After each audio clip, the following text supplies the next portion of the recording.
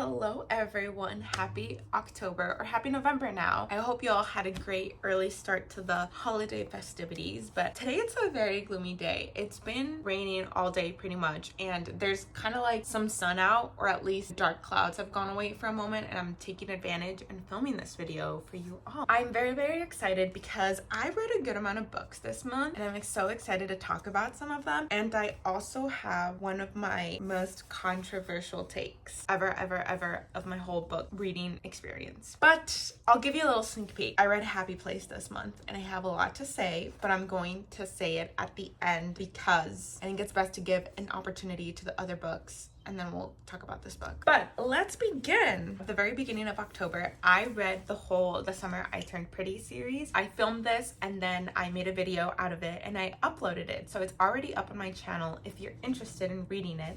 If you're interested in seeing it. I don't want to give away too much of what I thought about this series because I already have a whole video on it. But overall, I give it a 4 stars. Thought it was great for what it was. Obviously, I didn't think it was anything groundbreaking. I mentioned this in the video. I'm a 23-year-old girl. I'm reading a book about a 16-year-old girl when she is going through like her first crushes. So obviously this wasn't something that I hadn't already experienced in my own lifetime, but I thought it was really nostalgic and I thought it was great for what it was supposed to be. So I gave it a 4 stars. I highly recommend it. I also watched the show. I'm so excited for season 3 to come out. I'm really sad we have to wait a good amount for it to come out. But overall, great book series. I can see why this got picked up, and I can see why this book was so popular. Especially now, it's still so popular. So I can see why. Then I read Happy Place, but we're gonna move on and talk about the book I read after that. So I read Done and Dusted by Lila Sage, and I enjoyed it so much. Thought it was so cute. I annotated a little bit, actually. I thought it was really well written. So this is a cowboy romance. We have Clementine or Emmy and then Luke as our main characters. Emmy is the daughter of the big family that owns the ranch, as most of these books have a big family that owns the ranch. And then Luke is her brother's best friend. So not only do you get cowboy aesthetics in this book, but you also get brother's best friend in this trope. So I feel like you can't go wrong with this book. It was pretty short. It's not as long as some of the other romances, which I kind of appreciated. So when I picked up this book, I was really in the mood for a cowboy romance, but I didn't want to pick up another Elsie Silver book, or at least I had read a lot of them back to back. So I picked up this one and I thought it was pretty good. In comparison, I obviously don't think it's as great as a Chestnut Springs series, but I still thought it was pretty good. I feel like that's how you know you have a good book, is if you're interested in reading the next ones, and I am, so highly recommend. Oh, I gave this a 4 stars. All right, so the next book that I read, I do not own because I read it on my Kindle. So I read Heartless Hunter by Kristen Ciscarelli, ? I don't know how to pronounce her last name. I'm so sorry. I gave this book a 5 stars. I don't read a lot of fantasy, so maybe that's why I was so impressed, but I was blown away. I finished the book so quickly. I thought it was amazing. I am not the type that loves slow burn. I enjoy tension, don't get me wrong, but I want to see some action, especially if we're getting a romance. I want to see the romance. I don't want to just like get to the point and be like, and they had a romance. No. Even though this book didn't have a ton of romance, because there is a second book coming out, obviously romance is a subplot of this book. I thought it was absolutely amazing. So our 2 main characters in this book are Rune and Gideon. Rune is a witch, but she is a secret witch because in this world, witches have been hunted down and they are killed. And Gideon happens to be a witch hunter, and they start hanging out because they're each trying to get information from the other. So Rune is trying to get some information from Gideon, and Gideon thinks that Rune is secretly a witch, or at least she's helping witches, and he is trying to find this very specific witch that he has been hunting for a while. And let me tell you, there's so much going on. It is so interesting. You get to know these characters and you're truly rooting for them as individuals, but at least I was rooting for them as a couple. The second book comes out in February of this upcoming year, and I'm literally counting down the days. Honestly, this book put me in a little bit of a book slump because I just couldn't find another book that was like fulfilling everything that Heartless Hunter was fulfilling, and that is something that doesn't happen a lot. Highly recommend. 5 stars. Everyone should go read it. All right, so the next book I read was When He Was Wicked by Julia Quinn. So this is Francesca's story of the Bridgerton series. I feel like I don't have to explain the Bridgerton series. It's the show on Netflix. These are the books that it is based out of, and each book follows each one of the siblings, and this one was Francesca's. I don't want to say too much about what I read because I don't want to give anything away, and especially because we have an ongoing show that shows her series. Overall, I gave it a 4 stars. I knew this one was gonna be sad and I was expecting it to make me cry, but it didn't. I thought it was pretty sweet. It was definitely like a little sad, but overall it was pretty sweet. I liked it. I think Julia Quinn does a really good job with her characters and the plot line and just making us really invested in these romances. I don't have much to say about it other than you should go read the Bridgerton series if you even remotely enjoy the show. If you like the show, you should definitely read these books, because let me tell you, these books are so much better than the show. And then the next book that I read was the novella, or the second epilogue to When He Was Wicked. I also gave it a 4 stars. It was just pretty much a continuation of the book. I think Julia Quinn did it with each of the books. She went back to each of these worlds and then kind of wrote a little novella for each of them. So yeah, other than Happy Place, those are all the books I read in October. Okay, so now it is time for us to discuss this book. I have a lot of notes and I have a lot to say. So obviously this goes without saying that Emily Henry is one of the biggest authors of this time period. Everyone loves her books, everyone reads all of her books, and people are awaiting the release of her books as if they were Christmas time. That goes without saying. And so obviously because of that, I wanted to pick up some of her books and read them. So the first Emily Henry book that I read was Beach Read, and I put it up on my YouTube channel, so if you want to see that, check it out. Next, I read Happy Place because everybody talks about Happy Place when it came out. I found it at the used bookstore and I ended up buying it. And the way I am thinking about this video is that first and foremost, I am going to say that reading is subjective, and why you enjoy a book and why you relate to a book are all personable to your personal experiences in life. Let's just start there. If you can't tell by this disclaimer, I did not enjoy the book. I did not enjoy my experience reading the book. I'm going to go a little bit more in depth as to why, so that whenever someone asks me why I didn't really enjoy this book, I can literally just point them to this video, point them to this part, and be like, here's a complete breakdown as to why I didn't enjoy it at all. So I have to give this book a rating, and if I am going based off of the rating scale that I have, and if I'm being completely honest and I'm judging this book fairly on what I read and my reading experience, not based off of other people's opinions and the type of author that wrote this book, I have to give this book a 2.5. I'm so sorry. I have a lot of reasons. I wrote a lot of stuff down. First and foremost, I forced myself to finish this book. I crawled my way to the end painfully. That is not a good thing when it comes to reading. Heartless Hunter, I read it in a day. I read that book in a day. This book, I started this book on September 13th. Do you know when I finished this book? I finished this book on October 16th. It does not take me a month to read a book. And it's not because I was in a reading slump, because I picked up a lot of other books and I read them before I wanted to pick up this book. And if I'm being totally honest, the reason I finished this book is because I listened to it as an audiobook in the background of doing other things like cleaning, doing chores, taking my dog on a walk, and I did a road trip to see my parents, and I was on the road for 8 hours, and I listened to this book during that time. Not because I wanted to, but because I felt like I had to finish the whole thing to give it like a fair opinion. Now let's go into the details. We're gonna talk about character, we're gonna talk about writing style, and then an overall opinion of the book. Characters. Harriet and Wynne, I did not like these characters. I did not relate to these characters, and therefore the whole book was just obviously difficult to read because of that. I understand that Harriet was supposed to be relatable because she was really like anxious and she was really in her head. Obviously in these romance books, these characters are gonna have quirks. These characters are going to try to be relatable, but the problem is I feel like there's a very, very thin line between characters being relatable and characters being annoying. And unfortunately for me, we went past that line very, very quickly. Harriet, her being in her head, I understand that to some people that is relatable, but in the way that it was written, I just thought it was so annoying. I felt like I was reading a diary of a character, and I was just like, I do not want a monologue of the thoughts that are going in your head. Like, tell me what's happening, and through those things and through your action, I'm going to infer what type of character you are. I don't need you to tell me straight up, I'm an anxious person. Okay, now let's talk about Wynne. I'm so sorry for this lighting. Like I said, it's kind of cloudy. It's Let me try to fix it. I'm so sorry. We have some weird lighting going on, but let's continue. I did not enjoy reading Harriet, and then I enjoyed Win even less. I've seen a lot of people on YouTube talk about how they love Win and how Win is a character that they would love to have as a real life boyfriend. And let me tell you, that thought never ran through my head. Never. I don't even want to say what I think about Win, but I feel like I have to. Obviously, the goal was to have a main male character be softer and be different than your typical, like, jock. Clearly, they were trying to go for a male character that had emotions and had thoughts and wasn't your typical main character and was quiet and didn't pull attention. But unfortunately for me, the way it read across was that Win was pathetic.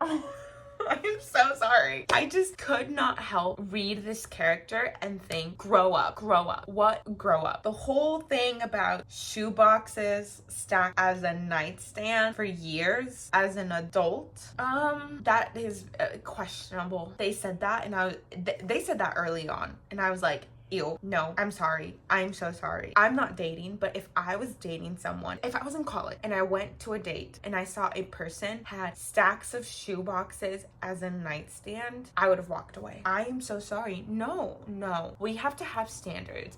It's about standards. It's better to just not have a nightstand. Or there's like a billion other different things that you can. It's not about the money. It really wasn't about the money. They made it clear it wasn't about the money. It was about his personality. So I'm not shaming anyone if they don't have money for a nice nightstand. I'm not shaming him for that. Don't have a nightstand if you're gonna have shoe boxes as an I'm going off on a rant here. Let's move on. I don't like Win. I don't like the characters. So already, that's like a really bad start to a book. Let's move on to writing. I struggle a lot with Emily Henry's writing because people think that she is so in-depth and she writes so beautifully and it's a poem and blah, blah, blah. Here's my problem. And I think this is a really genuine critique. I am not trying to be mean. The problem is that everything got really boring for me really quickly because she is always using these adjectives and analogies to describe everything, right? She uses a lot of them. That's just how it is. But my problem is that when you use an analogy for everything, for thoughts, for describing someone, for describing a setting, to describe everything, then everything looks like the same thing. And then therefore it is boring. So if you paint everything in the color pink, doesn't matter how much you like pink, pink on pink on pink is gonna be boring. It's just gonna be pink. It's gonna be one-dimensional. In writing, you get taught this at school. You have to have different types of sentences in a paragraph. So you have to have complex sentences, and then you have simple sentences, and then you have sentences where you have dialogue, and then you have sentences when you're explaining things. You have to have some type of variety so that there's an ebb and flow, so there's some dimension to it. And Emily Henry doesn't do this. And the problem is when she was describing something that was important, I didn't care. And let me tell you why this is a problem. When she is using the same structure and same type of like analogies and adjectives, the same that she uses to describe the kitchen counter or the kitchen towel on the stove, and she uses that same structure to then describe the innermost personal thoughts of a character. You want to know what I remember? I remember the kitchen counter. It's been at least 2 weeks since I read this book, and I still remember the description she used to describe the kitchen counter, not the character development, not the realization that they had about their personal lives and about their relationships. I remember the kitchen counter because she used 3 adjectives to describe that and to describe the towels and to describe meaningless things,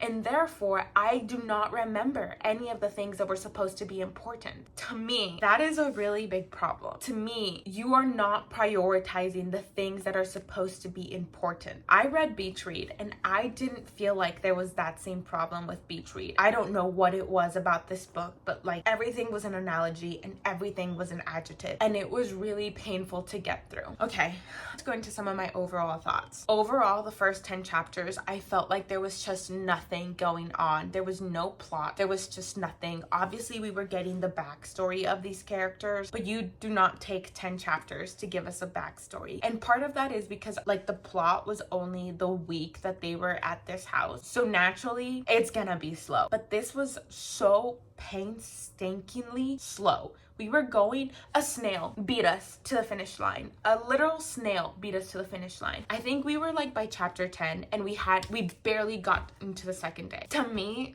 I don't want to read a book where it takes me 10 chapters to read about one day. I feel like there's so much excess that could be cut. I feel like that those are just wasted pages and wasted chapters where we could be talking about something so much more meaningful. And then in the end, I'm not going to spoil anything, so I'm trying to be really careful with how I'm giving examples. But in the end, I don't know how these characters were able to fix the problems that they had, because it didn't even feel like when they were having conversations they were really focused or really like actually talking about the problems that had caused them to get to where they are that day. It just kind of felt like they were like, okay, we're gonna try to communicate now, instead of like actually communicating about the problems that they had in the first place. I just don't know how these characters are supposed to be happy in the end when, in my opinion, they never even addressed the real problems, or we're actually addressing the root of these problems, and that never happened in this book. So I don't know how like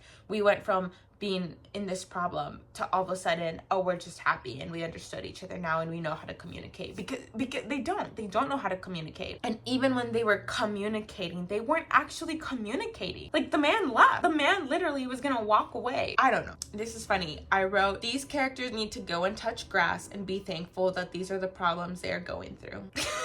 Yeah, overall, in the end, that is how I felt. I was like, did we really need to read a whole book about problems? I know some people are gonna say like, oh, but some people, there's a car. Let me close the window.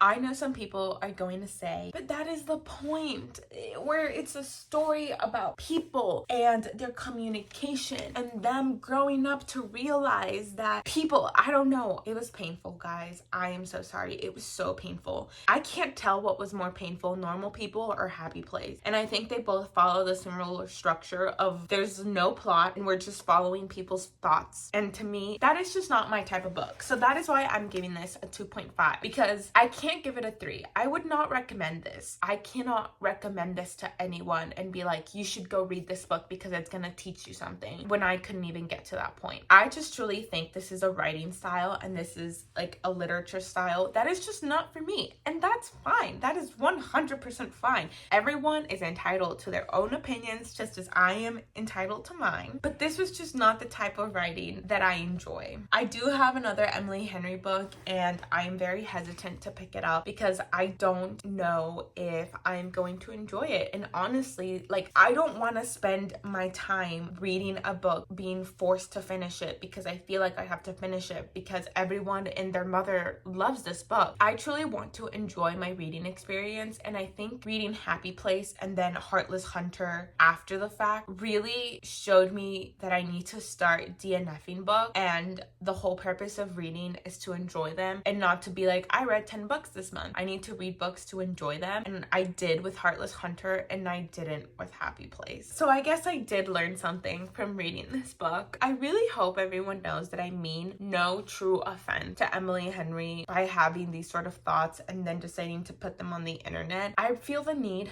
to vocalize these thoughts and then put them on the internet because everyone else has spoken so highly about this book. And I feel like when we think about BookTube and BookTok, I will find myself picking up a book just because another creator read it. And I think we need to take a step back from being influenced by influencers with reading, and we need to focus more on picking up books based off of what is written in the back of them and whether you would enjoy it or not. Because when I think about Happy Place, I think if I was in a bookstore and there was no internet and there was no influencers and there was no BookTube, would I pick this book up based off of what it said on the back? And the true answer is, I don't know. I really don't know, because the only reason I picked up this book, it is because of the name. It is Happy Place by Emily Henry, and everyone read this book. I mean, wasn't this like the #1 romance book under Goodreads for 2023 or something, or 2024? I don't remember. That's why I want to come on here and say, you can have an opinion. You can like books and like a different style of books than the people that are online posting about. You are fully entitled to do that. And I feel like sometimes we forget about that. That's why I feel the need to say it. But I have rambled so much. This is not your typical wrap-up video. I am fully aware of that. And I just want to remind you all to read books because of the experience and the feelings that they give you. And if I'm being honest, this book made me reflect a lot on why I read and why I enjoy reading. I started reading at a really early age and I was always addicted to books. You know, I didn't start reading in my adult life. When I was in elementary school and middle school and high school, I would ask for books for Christmas, and that is literally what my parents bought me for Christmas, is books. So I have been reading a lot for a very, very long time. And I want to read to you all something that I wrote about it. This says, I love the journey of getting the book and the fact that there's a probability that it will change your life, that it will bring you joy, entertainment, or hope. The journey of when you open a book and as you read it, you start to realize how powerful a story is